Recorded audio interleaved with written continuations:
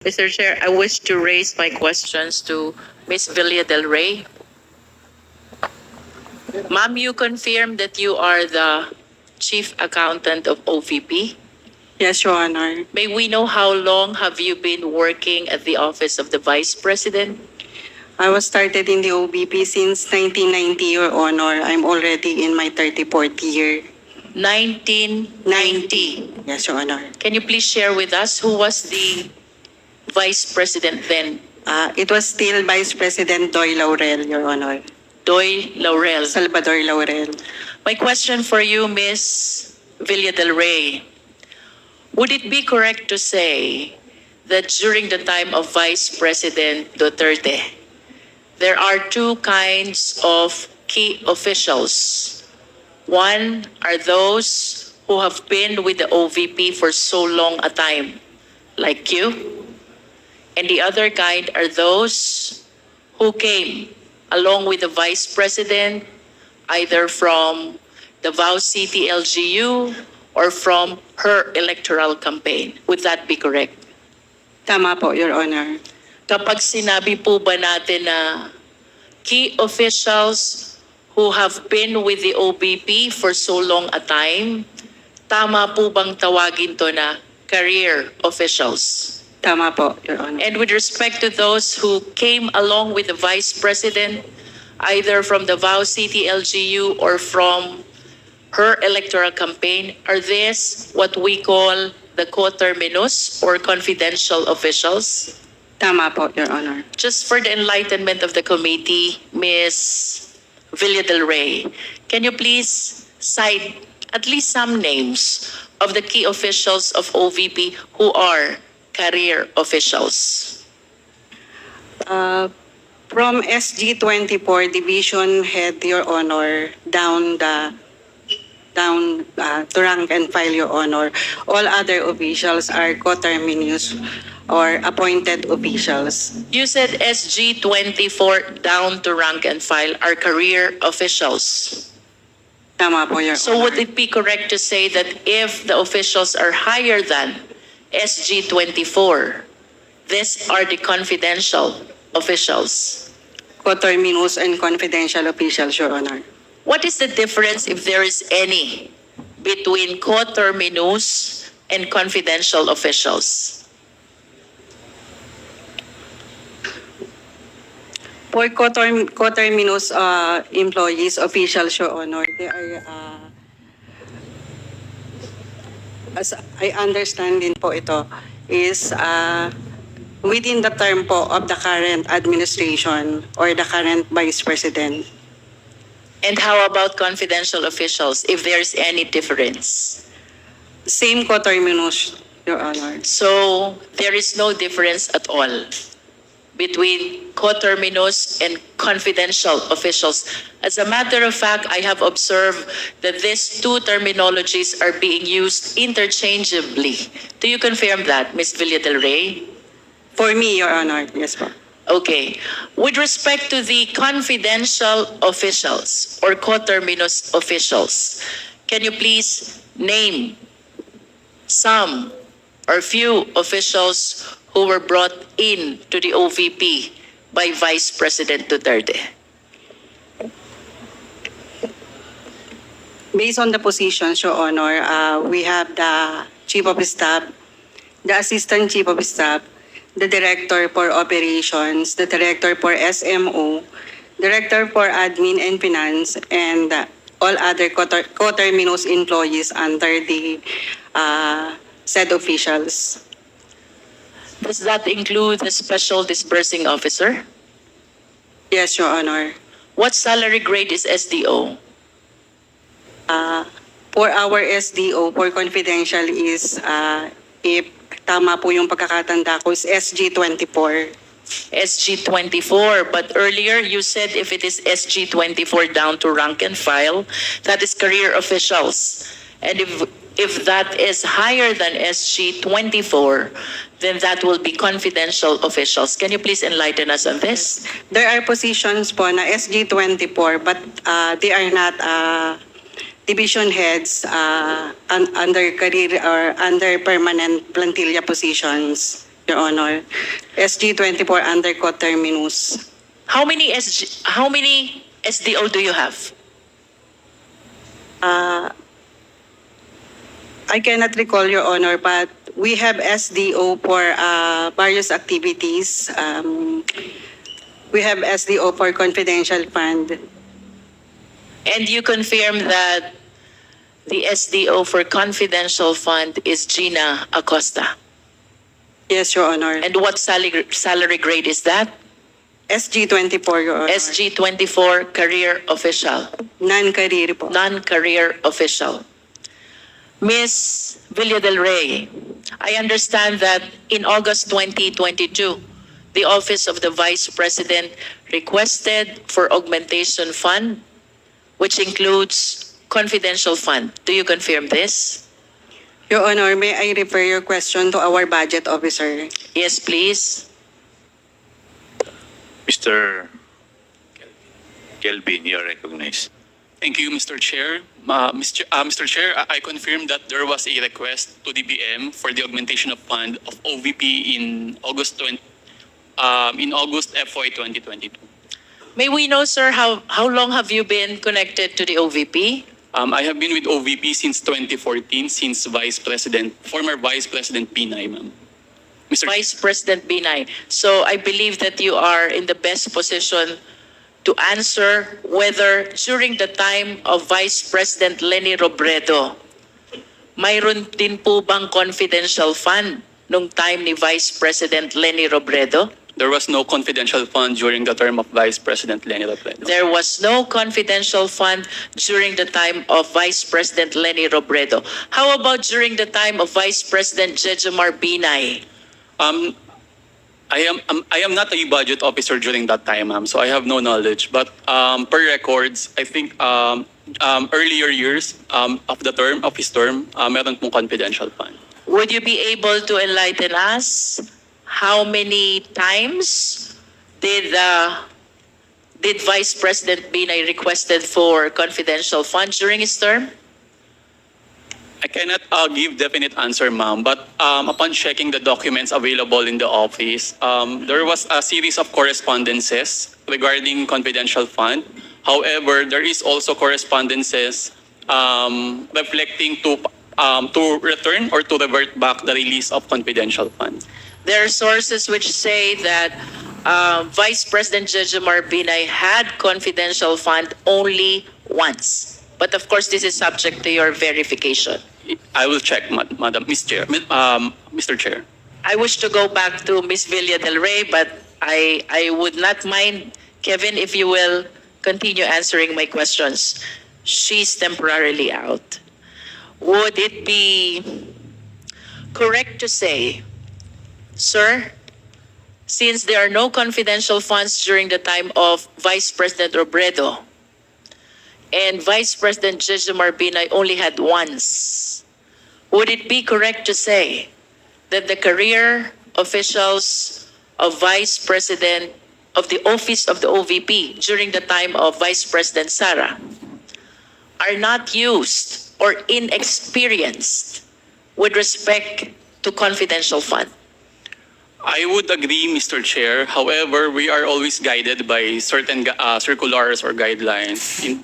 And if you agree that the career officials are inexperienced with respect to confidential fund, there being no confidential fund during the time of the former vice presidents, to be particular, Robredo and Pinay, would it be correct to say that it is the confidential officials of Vice President Duterte who are experienced with respect to confidential funds?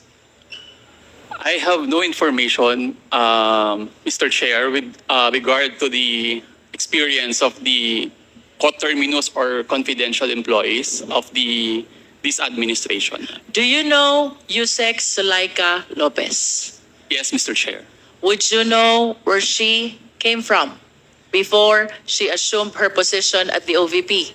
During that time, I think she was previously she was the city administrator of. And would you know how long she was employed as city administrator in Davao? No, Mr. Chair, I have no information. But at least would you know how long was she connected with the Davao City LGU prior to OVP stint? I cannot remember, but during the first, I think payroll, of course, attachment of those documents are the service records, but I have no exact or number of years to tell the committee of Attorney Zulaika Lopez as employee of the Davao LGU. How about Miss Gina Acosta? Do you know her? Yes, Mr. Chair. Would you know where she came from? Same from Davao LGU. And would you know how long she was connected to Davao City LGU prior to her assumption of office at the OVP? No, Mr. Chair. Mr. Chair, I just want to manifest that during the previous hearings, we were able to present already before the committee the confidential funds of the city of Davao since 1988. And if my memory serves me right, during the time of then Mayor Sara Duterte, the confidential fund was 420 million, and then it was raised to 460 million until she finished her term as mayor of Davao City. Having this in mind, sir, Yes, Mr. Chair. would you agree with me if I would say that Yusek Zulaika Lopez and SDO Gina Acosta are well experienced with regards to confidential fund? I cannot surmise, Mr. Chair, because I have no knowledge of their position or participation in the Davao LGU. Let us proceed to the fiscal and financial plan. I hope you are in the position to answer this. May we request the Secretary to please flash the fiscal and financial plan.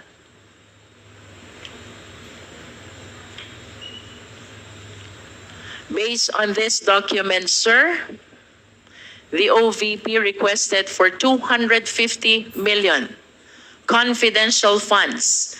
This is for the fourth quarter of 2022. Kaka-assume lang po ng opisina ng ating Vice Presidente. And this is for the implementation of the Good Governance Program. Do you confirm this? I confirm the document, Mr. Chair. And according to this document, the amount of 250 million confidential funds is supposed to be spent for a period of 3 months, equivalent to 90 days, representing the fourth quarter of 2022. Tama po ba? I confirm, Mr. Chair. And to be specific, that would mean October, November, and December of 2022. I agree, You Mr. Chair. confirm? And of course, you are aware also that the entire amount of 250 million was not approved. Am I correct? Yes, Mr. Chair. And what was approved by the DBM only was 125 million. Tama po? That's correct, Mr. Chair. Considering that the program that was presented to the DBM for that 250 million is 3 months, equivalent to 90 days, representing the last 3 months of the year 2022. Tama po bang sabihin that with regards to the approved 125 million confidential fund, this is supposed to be spent for a period of 1.5 months, equivalent to 45 days, part of the last quarter of 2022. I cannot tell that the amount of 125 million must be spent for 1.5 months, ma'am. But at least, sir, if we will be basing it on the fiscal and financial plan, which presented the 250 million as expenses to be incurred for the last quarter of 2022, which is equivalent to 3 months or 90 days, if the DBM approve only one half, then it is reasonable to assume that 125 million representing one half is supposed to be spent in one half number of days of the supposed 90 days. and that is 45 days. Is that a reasonable interpretation? Yes, Mr. Chair. I think It that is a reasonable interpretation. Of course, we wish to manifest to the committee 250 million po ang request na confidential fund under the Good Governance Program. This is supposed to be spent during the last quarter of 2022. That is 3 months, equivalent to 90 days, and to be specific, the month of October, November, and December of the year 2022. Considering, Mr. Chair, that what was approved was only one half of the requested amount, that is 125 million, I wish to believe that this is supposed to be spent in one half of the presented period, that is 45 days or 1.5 months of the last quarter of 2022. Nonetheless, Mr. Chair, during our previous hearings, it was established already, and I wish to confirm this from our resource speaker, that that 125 million confidential fund of the OVP was spent only within the period of 11 days. If we will base it on the date of check, I think it is equivalent to 11 days, ma'am, Mr. Chair. Yes, and can we please flash the next slide? There. The utilization of confidential fund, 125 million, December 21 to December 31, 2022, and that is equivalent to 11 days. Do you confirm this, sir? I confirm, Mr. Chair. Now, let us look back to the 16 million portion of the 125 million confidential fund, which was used in the maintenance or rental of safe houses. This was liquidated by the use of 34 acknowledgement receipts. Do you confirm this? I cannot confirm, Mr. Chair, because I have no participation or knowledge with regard to the disbursement or the liquidation of the. I understand. Can we go back to Ms. Villa del Rey?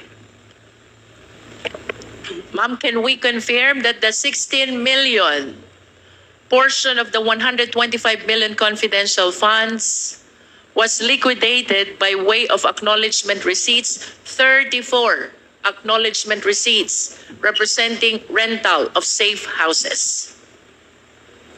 I cannot confirm, Your Honor, since I have no personal knowledge on the disbursement and utilization of confidential fund. Do we have a resource speaker who have knowledge about this acknowledgement receipt? There is none. Nevertheless, Mr. Chair, let this representation manifest that the records show that the 125 million confidential fund was approved for the last quarter of 2022, and 16 million out of the same amount was liquidated by way of 34 acknowledgement receipts representing rental of safe houses. And I wish to further manifest, Mr. Chair, that the lowest amount among the 34 acknowledgement receipt is 250,000, which was spent for 11 days, representing the rental of 22,000 per day for the said safe house. The highest amount of acknowledgement receipt, Mr. Chair, is 1 million. And if we divide this into 11 days, that would mean that the rental per day for the safe house is 90,000, way higher than the luxury hotels as previously presented and established in our hearings, Mr. Chair. Mr. Chair, I wish to go back to Ms. Villa del Rey.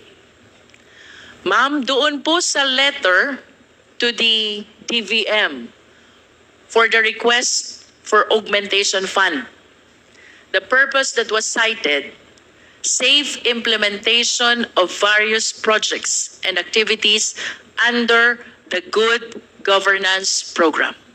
Do you confirm this?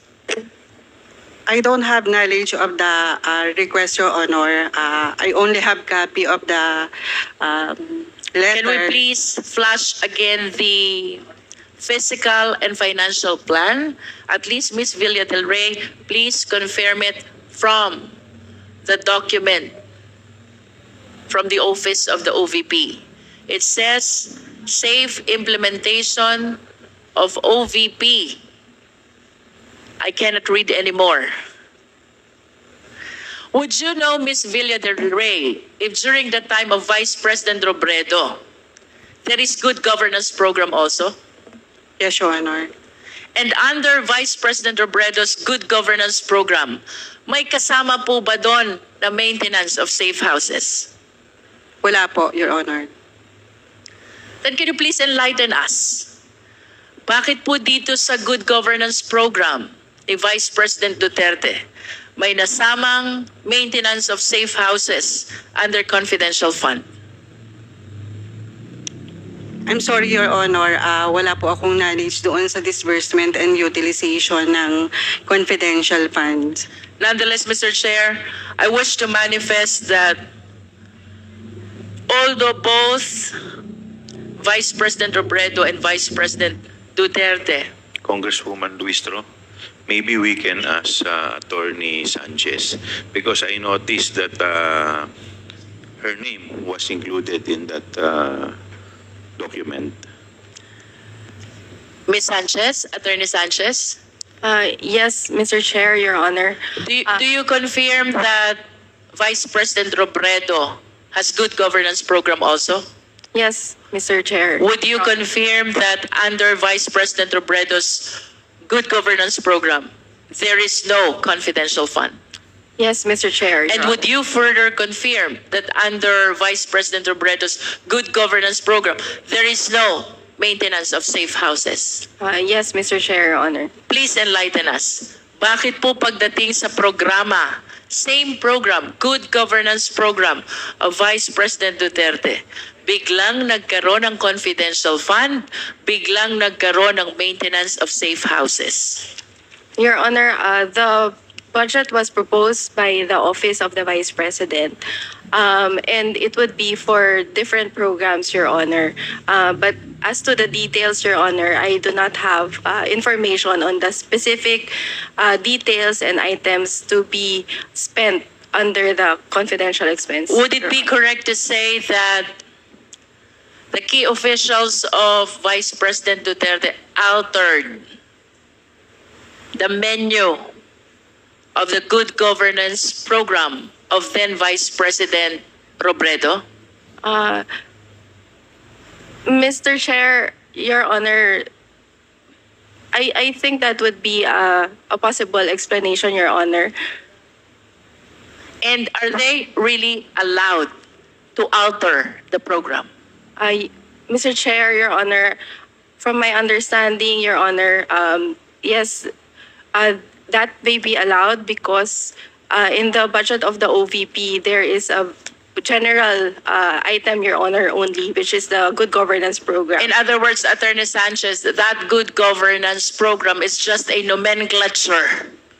It's like And as to what will be the menu under the good governance program, that will depend on the Vice President. Am I correct? Mr. Chair, Your Honor, that is my understanding, Your Honor. And who therefore prepared the program of the good governance program under the time of Vice President Duterte?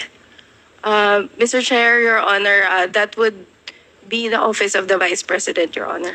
Can you please cite the name? Who in particular among the key officials prepared?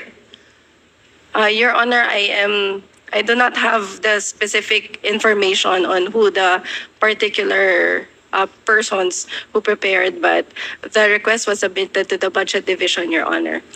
Nevertheless, Mr. Chair, in spite of the admission of Attorney Sanchez that they can alter, what is clear, the program Good Governance under Vice President Duterte suddenly include confidential fund and maintenance of safe houses, items which were never seen and which were never included in the program of Vice President Robredo. Am I correct, ma'am? That is correct, Mr. Chair. Another important observation, Mr. Chair, Attorney Sanchez. Last quarter of December 2022, OVP spent 16 million for maintenance of safe houses. Do you confirm? I have no personal knowledge, Your Honor. May we know if any one of you has personal knowledge about this? Ms. Villa del Rey? None, Your Honor. Nevertheless, let me finish this manifestation. 2022 last quarter, the OVP spent 16 million for maintenance of safe houses. This was followed by 2023 first quarter, another 16 million for maintenance of safe houses. This was followed by 2023 second quarter, another 16 million for maintenance of safe houses. And finally, 2023 third quarter, this time 5 million maintenance of safe houses. The only conclusion that I can derive from 2022 last quarter to the third quarter of 2023, meron kayong informants or assets whom you are keeping in the safe houses that the OVP is renting. The question, however, is, why suddenly, pagdating ng last quarter ng 2023, wala nang expenditure for safe houses or not even for confidential fund? San po napunta yung informant at assets nyo which you have been keeping in your safe houses from the last quarter of 2022 to the third quarter of 2023? Yun po ba inabandon ng OVP? Yun po ba biglang nag-disappear? I understand that you have no personal knowledge, but at least please give us a reasonable interpretation of what happened. Why suddenly, in the last quarter of 2023, nawala ang maintenance ng safe houses, which means nawala din ang informants at saka assets. Where did they go? Ms. Villa del Rey? I'm sorry, Your Honor. I cannot answer the question since I don't have really knowledge of the utilization of the confidential fund. Attorney Sanchez? Your Honor, I also apologize, same as the answer of Ms. Villa del Rey, Your Honor. Mr. Kevin? Same, Mr. Chair. I have no knowledge or participation in the utilization of the confidential funds. Ms. Rabago? Same, Mr. Chair. I don't have a personal knowledge on the utilization of the confidential Ms. funds. Villa del Rey, can you at least tell us who has the personal knowledge over these matters? Based on the JC and based on the issuance of cash advance, it is the Special Disbursing Officer, Who the is? accountable officer. Can you please cite the name of the special disbursing officer? As shown in the check, Your Honor, it is Miss Gina Acosta. And apart from Ms. Gina Acosta, who else has personal knowledge over these matters? I don't have idea, Your Honor. I And you don't have confirm knowledge. that Gina Acosta, the special disbursing officer, whom you described earlier as confidential official with salary grade 24, is one of those who were subpoenaed and who did not appear. Tama po ba? Tama po, Your Honor. Thank you. I have nothing further, Mr. Chair.